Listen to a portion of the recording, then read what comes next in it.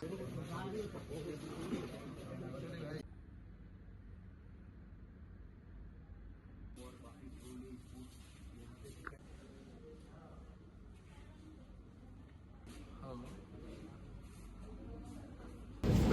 বেডের হসপিটাল হচ্ছে এবং প্রতিটা বেডের সাথে অক্সিজেন যে পাইপলাইন সেটারও ব্যবস্থা থাকে।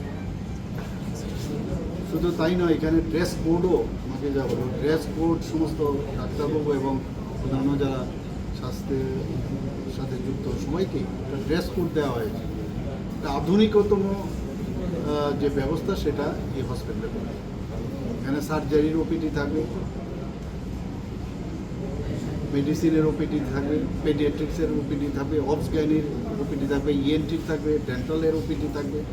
পাশাপাশি এখানে যা দেখলাম যে বিভিন্ন যেসব ইম্পর্টেন্ট ডিপার্টমেন্ট, সেই ডিপার্টমেন্টের জন্য বেডেরও তার এয়ারমার্ক করা হয়েছে এবং এতে করে আমাদের যে ইচ্ছাটা ছিল যে আইজিএম হসপিটালের ভিড়টা যেন কম হয়। আপনারা সবাই জানেন যে আমরা একটা ডিসিশন নিয়েছি, এতে করে অনেকে দেখাচ্ছে যে এখানে প্রচণ্ড ভিড় হচ্ছে। তো সেই ভিড়টা যদি সত্যি সত্যি সেই রকম ভিড় হয়ে থাকে, সেই ভিড়টাও কিন্তু অনেকটা লাঘব হবে এবং আমার মনে হয় ত্রিপুরার স্বাস্থ্য ব্যবস্থার মধ্যে আরেকটা পালক দেওয়া হয়েছে এবং এর আমাদের স্বাস্থ্য দপ্তর থেকে ওইখানকে ডাক্তারবাবুদের সবাইকে এখানে ডেপুটেশনে রাখা হয়েছে। পরবর্তী সময়ে এগুলো আরও কোন জায়গায় আরও শুধু ডাক্তারবাবু অন্যান্য যারা স্বাস্থ্যকর্মীরা আছেন তাদেরকেও এখানে দেওয়া হয়েছে।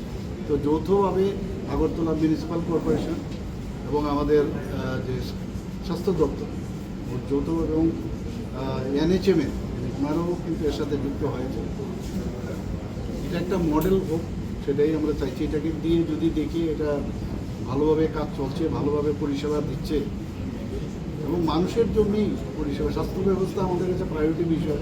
কোনো জায়গায় যেন জনসাধারণের সমস্যায় হোক বা স্বাস্থ্য ব্যবস্থায় কোনো রকম সমস্যা কোনো ঘাটতির জন্য মানুষের